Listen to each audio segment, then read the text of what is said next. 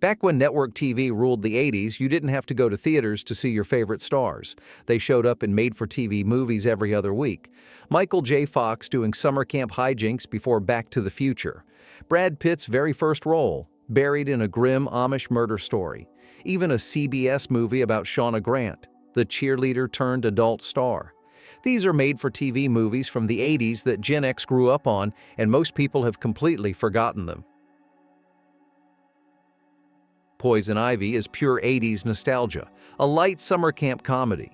Michael J. Fox plays Dennis Baxter, a counselor at a Maine boys' camp, and Nancy McKeon is the camp nurse. He spends the whole summer trying to win her away from her boring, older fiancé, pulling the usual camp pranks along the way.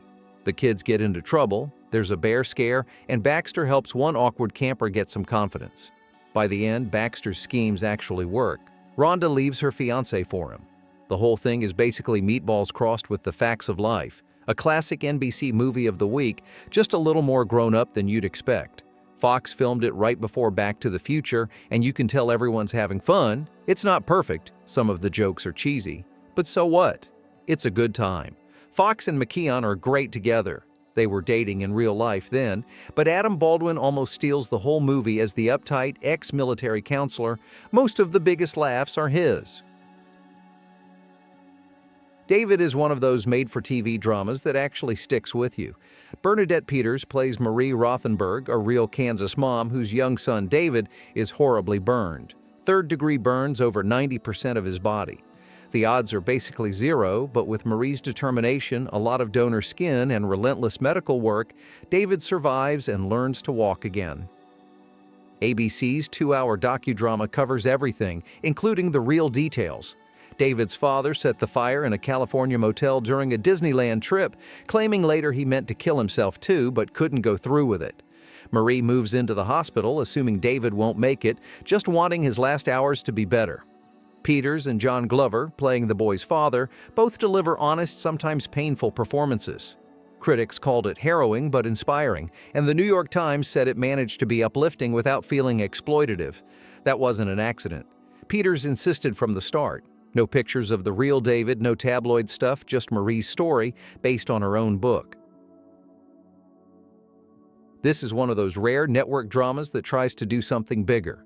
It's based on the real 1979 murder of an Amish baby in Indiana.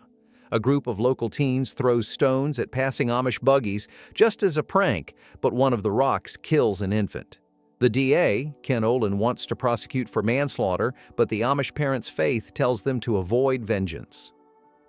The film follows the legal fight, the pressure from townspeople who want the charges dropped, and the struggle in the Amish community to decide if they'll testify. Eventually, the father steps forward, and the case ends up in court. Brad Pitt has a tiny role here, his very first on-screen appearance, playing one of the teens. He's only in it for a minute, but even then he stands out. Ron Perlman, too, usually cast as a tough guy, he gives a really understated performance as the Amish father. The movie isn't perfect, of course, but it's thoughtful, and the fact that it really happened just gives it that extra weight. Stories about good girls gone wrong were all over TV in the 80s. Shattered Innocence tells the story of Pauline, Jonna Lee, an 18-year-old Kansas cheerleader who heads to LA, falls into the adult film world, starts using cocaine, and takes her own life by age 20. It's the true story of Shauna Grant, real name Colleen Applegate.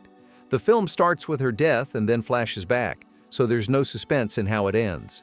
It's all about how she got there.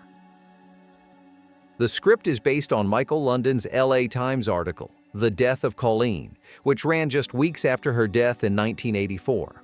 London consulted on the movie, but at her parents' request, names and some details were changed. Shauna becomes Pauline Anderson. Jonna Lee is excellent here, playing every side of the character, the innocent small-town girl, the confident model, and the burned-out adult star. Her breakdown at the end is especially tough to watch. You know she made a lot of bad choices, but by the time it's over, it's obvious. She was just a kid, in over her head. All the acting's strong, and it hits a lot harder than you'd expect from a formula CBS movie. This one takes the standard triumph over tragedy TV formula and actually delivers something powerful. Based on Leola May Harmon's memoir, the film follows Harmon, an Air Force nurse who's disfigured in a drunk driving crash and loses her unborn baby. The driver responsible walks free, her marriage falls apart, and Harmon has to start over. Air Force surgeon James Stallings fights military bureaucracy to perform groundbreaking reconstructive surgeries on Harmon over months. Over time, Harmon recovers her appearance and ends up falling in love with Stallings, just like in real life. They did marry, though it lasted only 5 years. Director Fielder Cook made it clear he wanted to get the real story right, not just tell a movie version, and the film earned an Emmy for its effort. The way it shows the healing process, physically and emotionally, is more honest than most of these movies ever bother with. Not just a standard movie of the week, for sure. This one takes on the real-life story of Candy Lightner, played by Mariette Hartley. After her teenage daughter Carrie is killed by a repeat drunk driver, Lightner takes that grief and turns it into action. She starts the group Mothers Against Drunk Drivers. The film follows how she teams up with other parents and basically takes on the whole system, fighting for tougher drunk driving laws and trying to change the way people see the issue. It's got that earnest, issue-driven tone you saw a lot in 80s TV movies, but it actually hits hard, especially in the scenes with Hartley after her daughter's death. The film got 2 Emmy nominations, including Outstanding Drama, and for a TV movie, it really stuck with people. Powerful stuff, especially for young viewers. Honestly, still worth showing to new drivers today. Based on Gloria Steinem's expose, A Bunny's Tale has Kirstie Alley as Steinem, undercover at the 1963 New York Playboy Club. Allie's character goes through the motions, wearing the costume, following all the no-touching rules, doing the job, and reporting on what she sees. What starts out looking glamorous quickly turns out to be just sad and humiliating. It's one of those stories that ends up being funnier and sadder than you expect, and you can see exactly why it made Steinem a committed feminist. Critics at the time actually took it seriously, praised Allie's performance in the movie's faithful take on Steinem's article. Allie prepped by studying Steinem's interviews, and it paid off. The movie stands as a rare bit of 80s quality feminism on TV, and the costumes, sets, and performances really hold up. Once upon a time, when network TV actually mattered, they'd gather all of their stars once a summer and put them in a TV movie, and this is one of those movies. Michael J. Fox is the lead, playing J.J. Manners, a high school senior who's got a crush on Beth, Nancy McKeon, even though she's dating the school's golden boy beau, Anthony Edwards.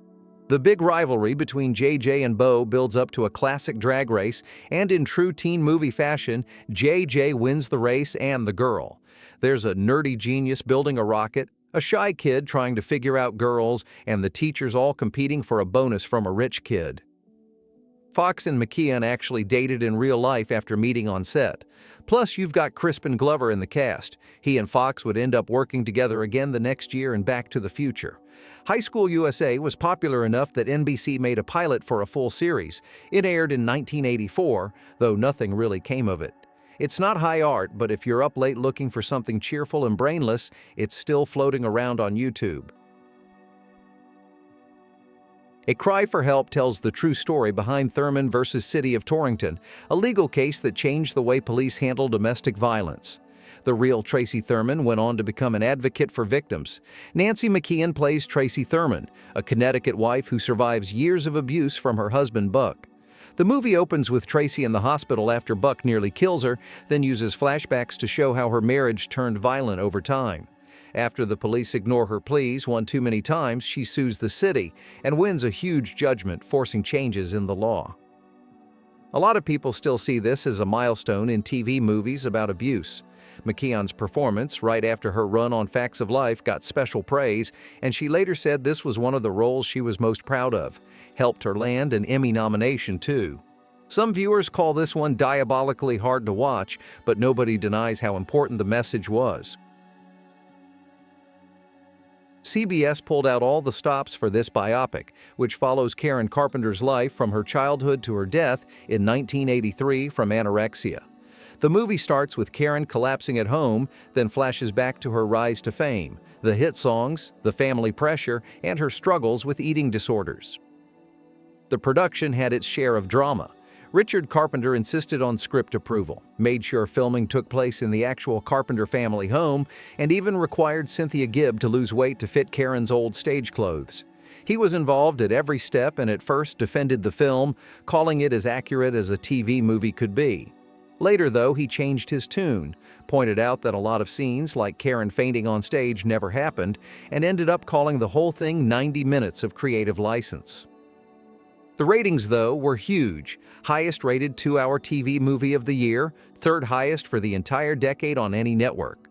Critics were mixed. Some said it was glossy and a bit sanitized, especially since the family wouldn't license the original music, but nobody could deny the impact.